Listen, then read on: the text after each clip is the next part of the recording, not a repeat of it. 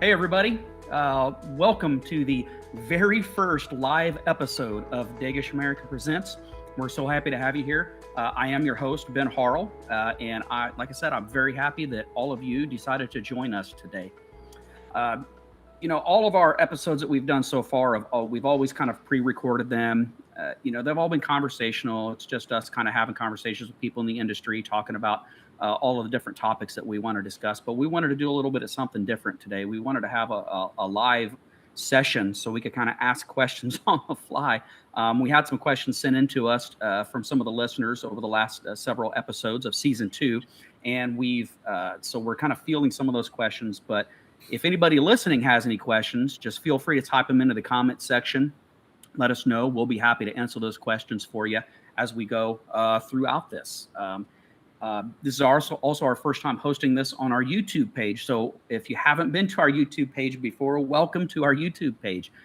Please subscribe to our YouTube page. We have all kinds of information that we host here, all kinds of different training videos, informational videos. All of our podcast episodes also get sent here on every time they're published. They get published directly to our YouTube page as well. So it's also a nice resource for you if you want to listen into our podcast episodes.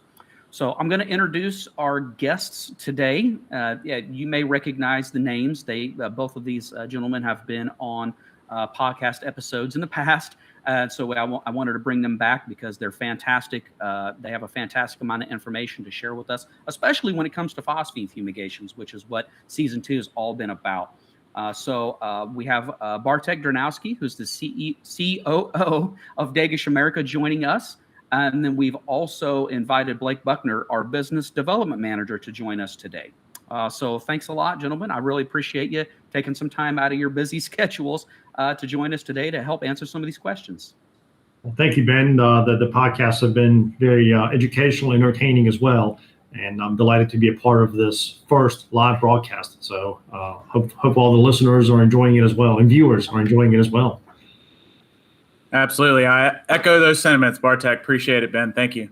Oh, no problem. No problem. Yeah, this is a new foray for us. All the podcasts that we've done so far, we've all done just audio.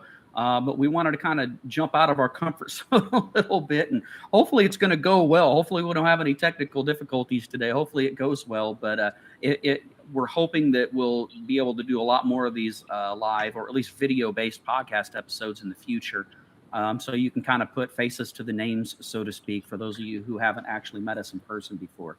So we did get some questions from our listeners over season 2 about phosphine. We had some really good ones, and it's things that we didn't really necessarily cover in some of the episodes. So, without further ado, I'm just going to jump right into some of these questions, and hopefully Bartek and Blake will be able to answer some of these for us. So the first question that we have up has to do with the different types of phosphine that are on the market. What are some of the differences between bottled or cylinderized phosphine and packaged phosphine or metal phosphides? I don't care who answers first, but let's get into it. Blake, you want to go first, or would you like for me to go first? I'm happy to lead. I guess one of the more obvious differences is going to be the speed of application. With a cylinderized or bottled phosphine, you can get to your concentration almost instantaneously, whereas it takes hours to days for that concentration to build up with the other formulations. I think that's probably the most obvious. Yep, for sure. And I think probably the second biggest difference is going to be any potential for residues. So depending on the commodity or the space that you're treating and how tolerant that area is for residues, if you're treating bulk grain, for example, which is going to undergo further cleaning processes, then a pressed compound like the aluminum phosphide, phostoxin tablets, pellets, fumitoxin tablets, pellets are the fumigant of choice in those applications. And if you're doing a larger volume, magnesium phosphide would be the fumigant of choice, but those do, especially the packaged products, do come with an element of disposal, potential for deactivation, which the bottled phosphine products do not have that challenge. Yeah, and those are very, very good points. I think another thing that has to be considered too is with cylinderized phosphine, the packaging is reusable. It's not disposable. So when you're done with the cylinders, you have to actually return the empty cylinders or the partially used cylinders in some cases back to the distributor or manufacturer. Whereas with the metal phosphides or packaged phosphine, they come in containers. They can either be recycled, they're aluminum, so they can either be recycled or disposed of or whatever the case is. So there is some extra steps that you have to take in order to make sure that those cylinders get back to the manufacturer or the distributor. Yeah, of course, everything comes at a price, and obviously there is a fairly significant price difference in this cylinderized phosphine, gram for gram, if you will, between cylinderized phosphine and pressed compounds and even packaged products. But the offset is the potential for any packaged material or any residues that one may have to contend with post fumigation. So that's that consideration. You brought up a very good point, Ben, about the freight. So even when the fumigation is over, the containers have to be returned. Yeah, absolutely. But yeah, the disposal, you guys talked about the disposal, and I mean, that's a key element to the metal phosphides. And you don't always have to do disposal. A lot of times you're mixing the pellets and tablets directly into the commodity. If it's raw unprocessed goods, a lot of times you can mix that directly into the commodity. And so disposal's not really an issue. Disposal is going to get taken care of through the normal processing of those raw agricultural commodities, but that's not always the case. Sometimes you do have to collect that stuff back up, especially when you're dealing with fumicels and you're dealing with pre-packs and sometimes with loose pellets and tablets, you have to collect that stuff back up too. And then when you collect it back up, you have to prove that it's been deactivated through some means, whether it's wet deactivation, dry deactivation, because there is spent material that's left over. So you have to figure out some way to make that safe or prove that that's safe for normal disposal. With cylinderized phosphine, you don't have to worry about that. It actually starts out applied as a gas, releases as a gas, and then aerates as a gas. So all of these are excellent points when it comes to this product. Yeah, I guess another thing, Ben, is that with the application equipment, I wouldn't necessarily call it ease of use, but when you're using cylinderized phosphine, you have to have all the application equipment that goes along with it, the lines and the fittings and scales and things of that nature. So that's a key difference as well. Oh yeah, absolutely. Yeah, it definitely takes very specific application equipment to apply cylinderized phosphine, and that stuff is under a pretty extreme amount of pressure.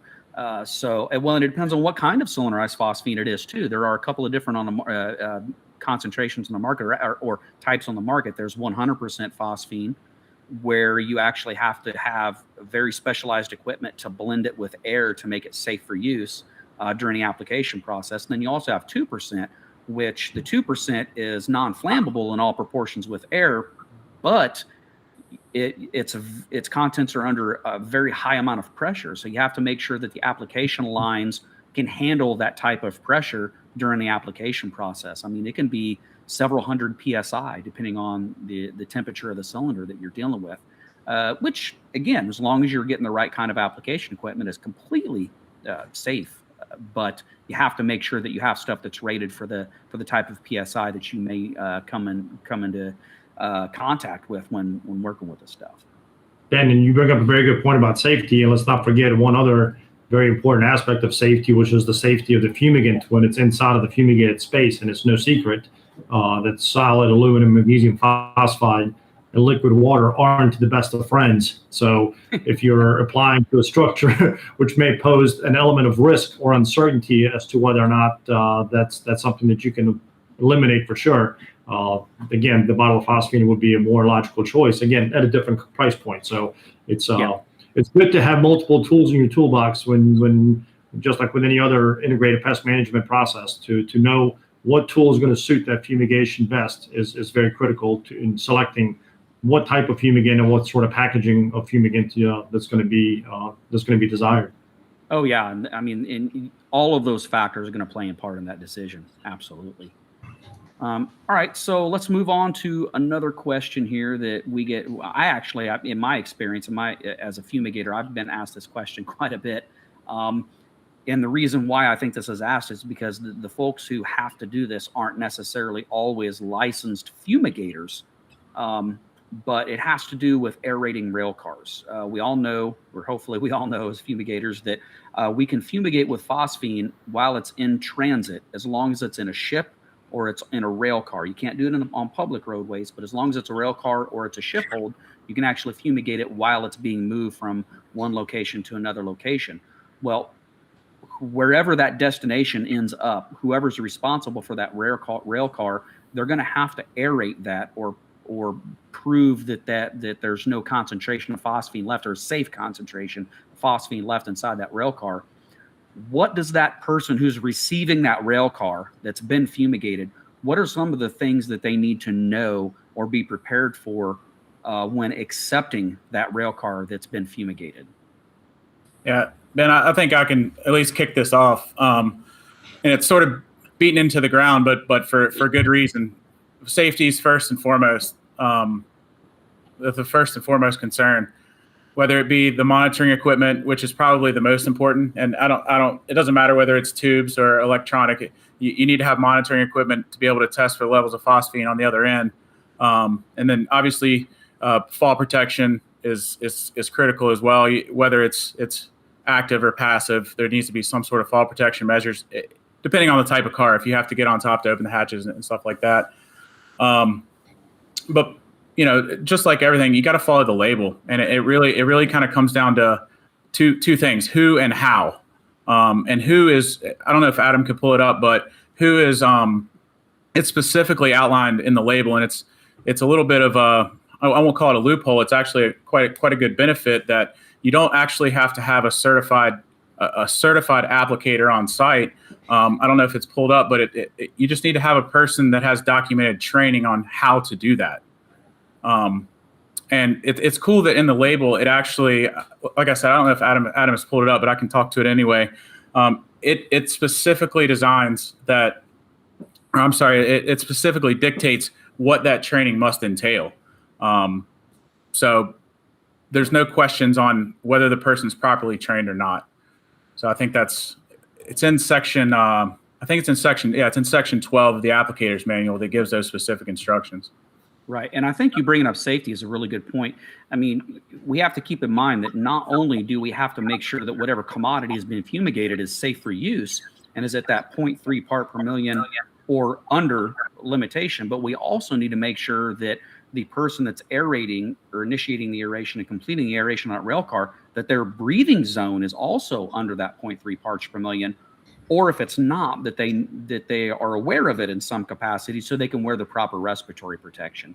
So right. I'm really glad that you brought up that safety, because that's something that, and I don't, correct me if I'm wrong, fellas, but the people who receive the rail cars, they don't have to be licensed fumigators. That's correct. They have to be trained in the ability to aerate the rail cars. So they may not have, everyday experience like a normal fumigator does when it comes to respiratory protection, what they need. So that training and that label is going to be critical to make sure that they know what they're doing when it comes to all of the respiratory protection they may need and what those levels are. That's right. And Ben, so Blake, you bring up a very good point about the training, and the training is outlined in the applicator's manual. And I don't think a podcast episode ever went by without at some point somebody saying, read the label is the law. So definitely read the label is the law, and the label outlines everything that needs to be done. Oftentimes the label gets breezed through, and all of us seem to get complacent, and as changes to the label get implemented, we don't always keep up with it. But one of the things that's most often overlooked in these in-transit fumigations, especially ones that have to do with rail cars, is that there's a very specific requirement that the fumigator or shipper has to provide certain documents to the receiver of that rail car so that they know that it's under fumigation, that they know what product was used, they know the quantity that was used on that product. So it's either something that can be sent ahead of time, or oftentimes you will see that it is something that's attached in a weatherproof envelope on the outside of the rail car that has the particulars as to what to do with it when it shows up, what the fumigant was, as well as the applicator's manual. So going back to the manual, section 22.5 in our applicator's manual for the loose pellets and tablets goes into great detail as to what documents are required. Yeah, and I'm glad you mentioned the documentation that can be attached to the rail car as well. If any of you out there work in some of these facilities and you receive rail cars and you see one that has warning signs or placards for fumigation on the rail car when you've received it, or you see some of that materials, the paperwork attached to a rail car, and there's any question at all whether or not that rail car has been fumigated and whether or not it's been aerated, if you have not been trained in it, please do not try to attempt to do anything at all with that rail car. Go get your supervisor, go get a responsible, whatever party is responsible for that, and let them know so they can confirm whether or not that rail car has been aerated. Yeah, and if they don't know, call us. Absolutely. Yeah, we'll be happy to help too. And something to note, going back to the training that Blake had mentioned, that's in section 12 of our applicator's manual. That training has to be conducted by a certified applicator who's certified in that state where the rail car is being received. So that way they are familiar with those particular laws or regulations concerning proper aeration of any fumigated structure. So if anybody's receiving rail cars, make sure that you have someone on your staff or you have members of your staff who have been properly trained per section 12 of the applicator's manual by a certified applicator in that receiving state. Yes. Yeah, that's another excellent point. You can't just be trained by the previous person who did it if they're not certified to do it. You have to be trained by somebody who is certified in that state. So yeah, that's excellent. There's another thing that's often overlooked is in section 18. There's a different tolerance level for food and feeds and for non-food commodities. That gets overlooked sometimes. The food and feed is 0.1 parts per million, and the non-food commodities is 0.3, so it goes a little extra step further. And there's an important stipulation in that section as well, because this gets confused a lot of times. They put an hour or a time value on the aeration, but they also put an or. It's important to know that even though it says 48 hours, it's not aerated until you reach those levels. Just because it says 48 hours, if it's not below 0.3 or 0.1, then it's not aerated. Yeah, that's a hard, fast rule. If you don't get it below 0.3 or 0.1, you have to continue the aeration process. And, I've had calls from folks in the past that have called me and said, hey, I've had this rail car aerating for 6 days now, and I'm still getting readings of 1-2 parts per million. Well, you're not done. I mean, you have to get it below the 0.3 or 0.1, depending on what you're working with there, especially when it gets colder. That fumigant phosphine doesn't like to move very well when it's colder outside. So when you get into colder months like it is right now in the U.S., we're in December. A lot of the U.S. is pretty cold these days, this time of year. That phosphine, and depending on the density of the commodity, it may take several days for it to actually aerate out of the rail car. So you need to be prepared for that as well. Yeah, for sure. And the weather conditions.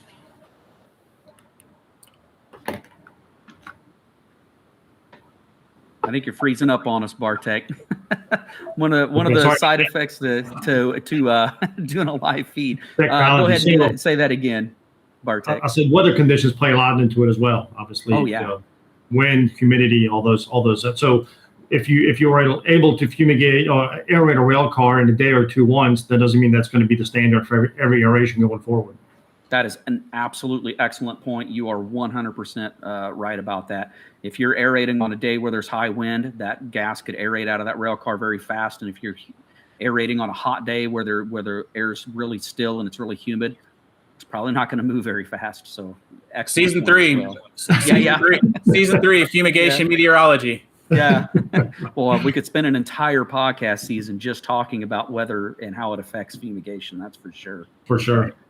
All right. So one of the other things that we run into a lot as far as questions, and we got asked this a lot, and we get asked this a lot, has to do with corrosion when using phosphine.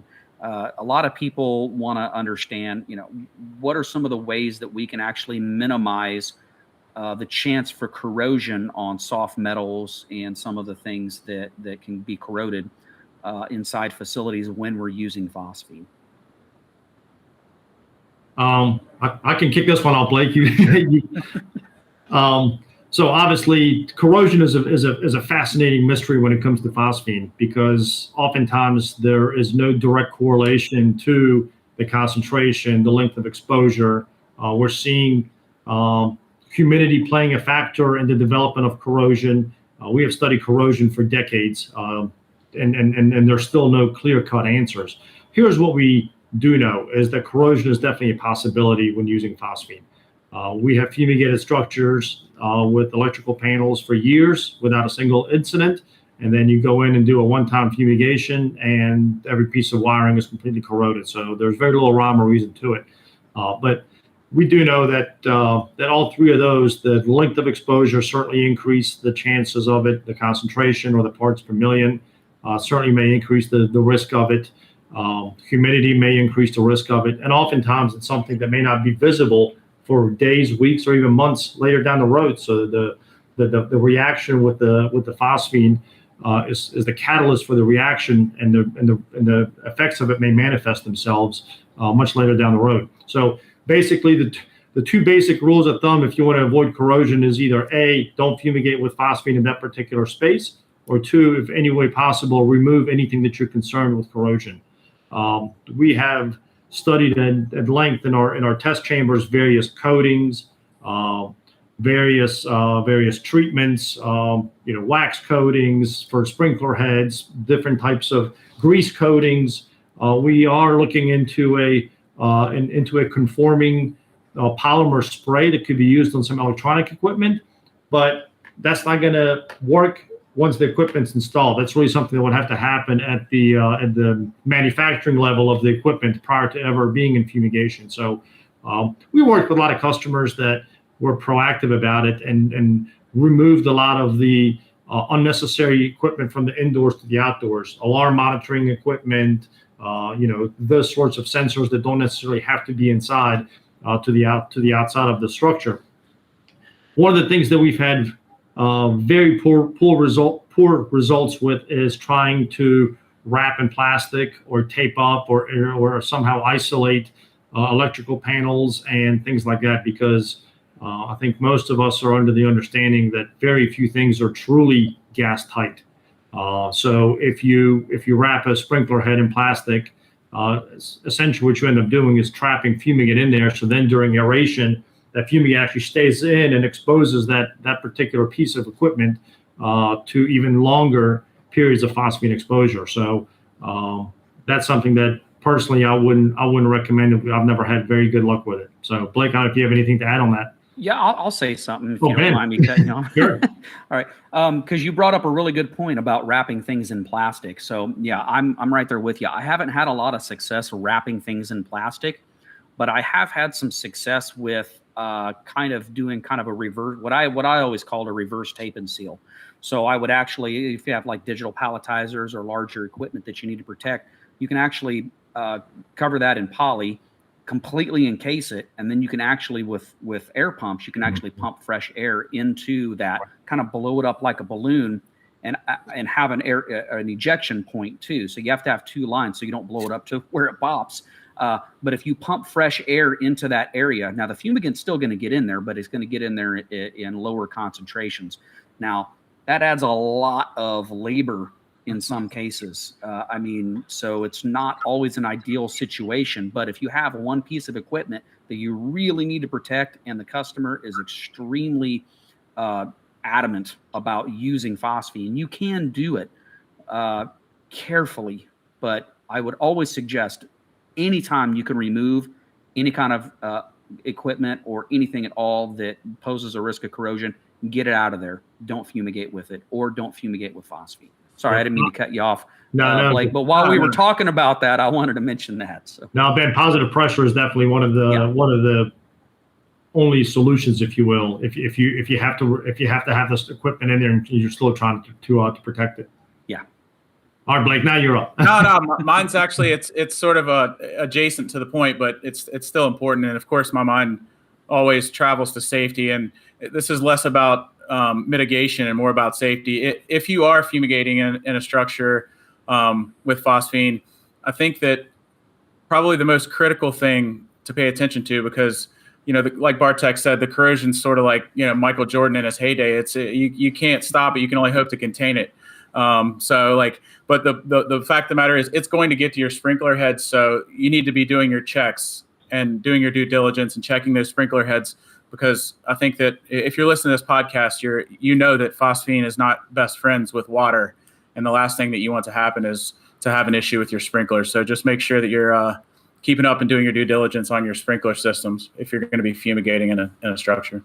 Yeah, I don't know how in the world you managed to get a Michael Jordan reference into phosphine corrosion. But I do, man. That was great.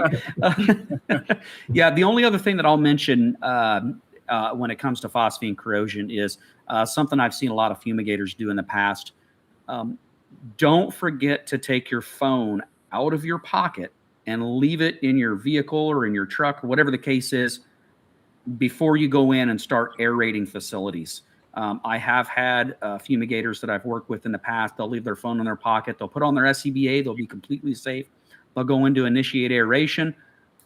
It may not ruin your phone the first time, the second time, the third time, but if you continue to take your phone in there, it has sensitive electronic equipment in it. You're going to turn that phone into a brick eventually. And I don't know about you guys, but phones are pretty expensive to replace these days. And I don't want to replace them because I've corroded it. So as a fumigator, it's always a good idea to take your phone out of your pocket before you go in. I bricked a couple before I learned my lesson. Yeah, we probably all have, to be honest with you.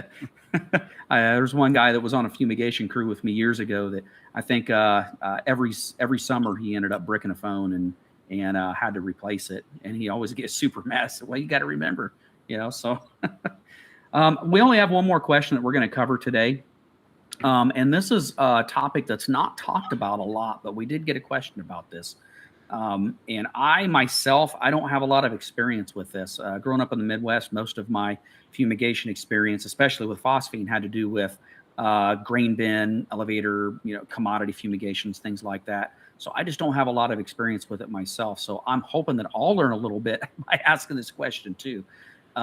But burrow fumigations. Metal phosphides are allowed to be used for burrow fumigations.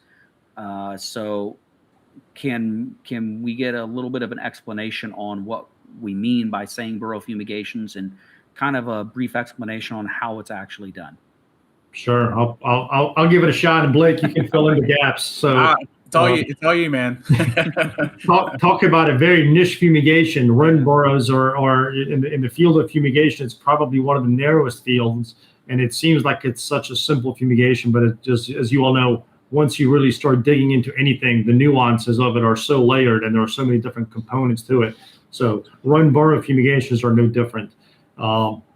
They're intended to treat vertebrate pests, and they're not. And obviously, fumigant paints with a very wide brush. So once you're applying the fumigant to a rodent burrow, is going to kill anything in there. So first and foremost, make sure that the areas that you're applying or intending to apply the fumigant in don't have any protected species in them, because that can be fairly problematic for you, for your company, for your fumigation license, et cetera, et cetera. So that's sort of a byproduct of it. But first and foremost is, again, back to the label. Read the label, especially if you have been doing these types of fumigations for a long period of time. The label has been updated a number of times with regard to run burrow fumigations because of some safety concerns. There was an incident probably 10 or 12 years ago, a very tragic incident that resulted from a gross misapplication of product in the state of Utah that resulted in some fatalities. And the EPA really took a very close look at how rodent fumigations are done. So if you notice, I believe Adam has our fumitoxin or a phostoxin label pulled up, and if you notice right in the center, there's a great big disclaimer in red that deals with rodent burrow applications. And yeah, I'm sorry. Yeah, yep, that's it. So yeah, starting on the front cover, it talks about rodent applications, and then goes section 26 goes into the details of rodent burrow applications. So first and foremost, make sure that the area that you're applying the fumigant in is permissible by law. And the label has some restrictions about 100-foot distances from residential areas, and some restrictions on hospital grounds, nursing home grounds, school grounds, some exceptions for athletic fields. Nonetheless, those are left up to interpretation by the individual states departments of ag. So prior to any rodent burrow application, I really encourage all of you, because there is some ambiguity in how some of these provisions are handled in different states, especially states that are much more sensitive to rodent burrow fumigation. So please consult with your state agencies and make sure that you're doing whatever it is that you're doing is in accordance with their rules and regulations. But the premise of the fumigation is very simple. You apply the aluminum phosphide to the individual burrows, then you cover them up. You bury cover the opening with a burlap sack and some dirt, or some sort of sheeting in dirt, so that the rodents don't come back out when they do detect phosphine. You can introduce the aluminum phosphide directly into the burrows, into the openings, if you know where the openings are. There's also some specialized equipment that allows you to penetrate into the different burrow areas. There are restrictions as to how many, the maximum of how many tablets and pellets are allowed in each burrow. So make sure you don't exceed those minimums. Make sure you placard the area very clearly in accordance with label instructions, so everybody in the area is aware of what's going on. Make sure the property owner is aware of what's going on. And that's all sort of falls back to FMP as well. So in preparation of your fumigation management plan, make sure that all of those areas are addressed, and you're following the label to the T doing these fumigations, especially in areas where you're neighboring the restrictions of where it can and cannot be applied. So I don't know if I'm sure they left a few gaps, but that's sort of the meat and potatoes of the rodent burrow fumigations. Yeah, well, I think the most important thing that you brought up was just, well, the two most important things to me that you brought up were, number one, making sure that you're reading the label and the manual prior to trying to do any burrow fumigation, just because it is such a niche market and because it does have a lot more restrictions than your standard fumigations in most cases. And then the second thing that you brought up that I think is key as well is consultation. If you're not familiar or comfortable doing these, ask for some advice, ask for some help, reach out to your local and state regulatory agencies to get some guidance from them. And you can also call us and get some guidance from us as well. We'll be happy to answer any questions that you have. We'd much rather, I promise you, we'd much rather have you safe and applying the phosphine correctly to the burrows than trying to hazard guesses or take chances. So you can reach out to us at any time. And you can reach out to us at podcast@dagishamerica.com. You can find us on our website at dagishamerica.com also. So you can reach out to us in those areas. We have a contacts page on our website if you want to talk to any one of us specifically. Our phone numbers on our website, of course. You can find us on all the major social media outlets. I mean, if you just search Dagish America, you're going to find us. I promise. So that's right. Speaking of the website, we do have both the specialized placards. Correct me if I'm wrong. And the specialized placards and the application equipment, we offer that as well. That's right. Yeah. That's right. Yep. We sure do. So Benny, you're exactly right. Feel free to reach out to us for consultation. Not only are the three of us licensed fumigators, but we can see things from a couple of different perspectives. As Dagish America is a product registrant, and we're also a manufacturer. So we have folks on staff that can provide guidance going all the way back to the production of the product. So if there are any technical questions, any sort of application questions, any storage questions, any questions related to not just the application of the fumigant, we certainly have those folks available as well. Yeah. We have a wealth of knowledge that we're ready, willing, and able to share with any and all that need the assistance. So please don't hesitate to reach out to us. Okay, well, that's the last question that we were going to field today, gentlemen. I want to thank both of you for taking some time out of your day to answer some of these questions that came in through season 2. And that's the end of season 2, actually. So hopefully everybody had learned a lot. Hopefully everybody was entertained. All of our viewers and listeners were entertained by the podcast. We will have another season at kind of late first quarter next year is kind of our tentative plan right now. If anybody has any ideas or suggestions for topics for our podcast that are related to fumigation or pest control in general, please don't hesitate to reach out and let us know. Again, you can reach us at podcast@dagishamerica.com, or you can reach us at dagishamerica.com. Either of those, either the website or just a direct email to podcast@dagishamerica.com will get to me directly, I promise. And I also wanted to take an opportunity to thank Adam Thompson. I think all of you may have heard his voice pipe in here and there a little bit, and we refer to him. Adam Thompson's our digital media coordinator, and he was kind enough to set all this up for us and help us with the digital portions of today's live stream. So thank you, Adam. I really appreciate your help with that. Background man.